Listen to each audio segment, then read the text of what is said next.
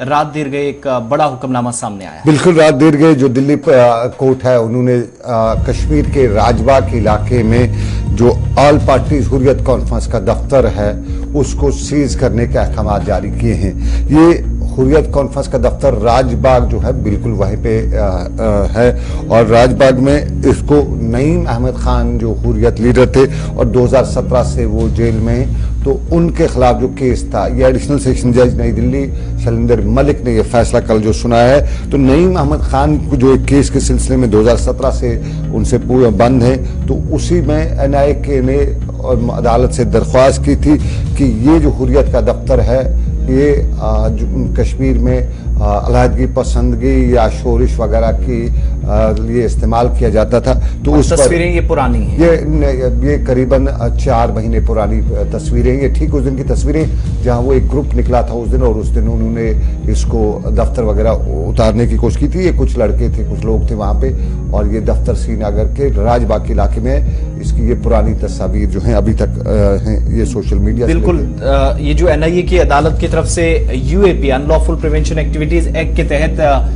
पाकिस्तान में मुकीम हाफिज सईद के खिलाफ दर्ज एक मुकदमे की समाअत कर रहा था और इसी दौरान ये हुक्मनामा जारी किया गया। और NIA का जो दावा है कि मुल्जिम हुर्रियत रहनुमा नईम खान के खिलाफ भी काफी शवाहिद मौजूद हैं जो जुज़वी तौर पर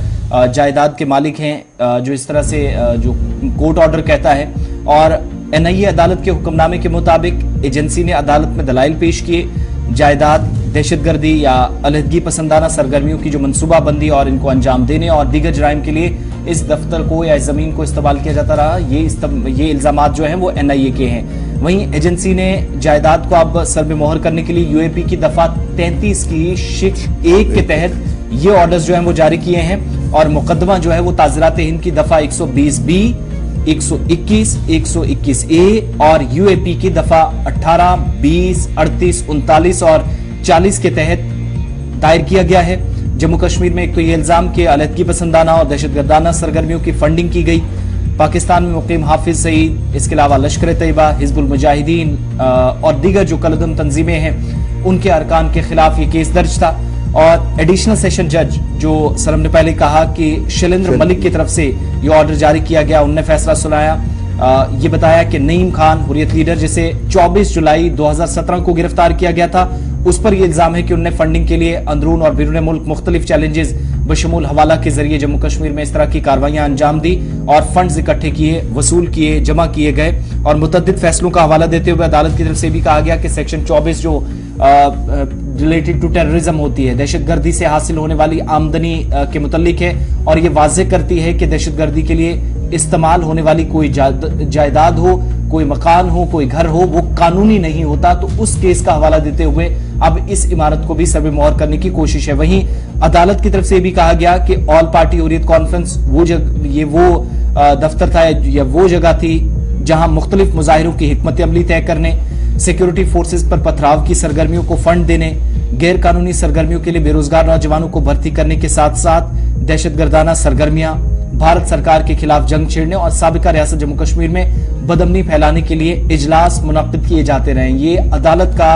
इस ऑर्डर के दौरान ये बातें कही गई है। ऑल पार्टी हुर्रियत कॉन्फ्रेंस के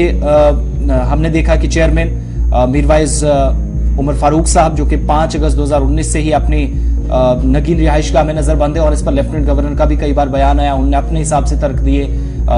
उनने कहा कि हमने कोई नजरबंद नहीं रखा है, तमाम लोग रिहा कर दिए गए जो पॉलिटिकल लीडरशिप थी, अगर कोई रिलीजियस स्कॉलर्स थे, लीडर्स थे, लेकिन उस पर भी हमने देखा कि तरह तरह के बयान हुए। बहरहाल वो एक मामला अलग है, लेकिन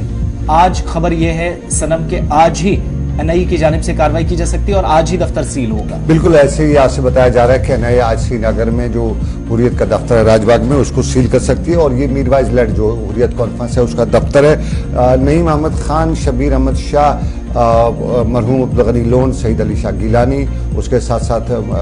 ये जो मीरवाइज मौलवी मोहम्मद उमर फारूक, ये सब हुर्रियत के लीडर रहे हैं। और इन्हीं में से अब मीरवाइज चूँकि आजकल में हुर्रियत के चेयरमैन थे लास्ट टाइम पे, उसके बाद इसके कोई वो इलेक्शन वगैरह भी नहीं हुआ है हालात 5 अगस्त के बाद, तो इस वक्त इससे मीरवाइज लेड हुर्रियत कॉन्फ्रेंस का दफ्तर कहा जाता है। और इसमें कहा जाता है जो प्रॉपर्टीज़ हैं जब वो खरीदी गई तो नईम अहमद खान और कुछ दूसरे लोगों के उनके नाम पे भी खरीदी गई हैं। और चूँकि नईम मोहम्मद खान को दिल्ली में की अदालत ने एक एनआईए ने एक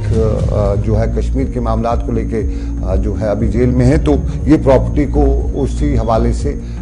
सीज करने की कि ये नहीं मोहम्मद खान के नाम पे है, तो इसलिए इन प्रॉपर्टीज को सीज किया जा रहा है। इसलिए एनआईए की कोर्ट ने नई दिल्ली में ये फैसला दिया।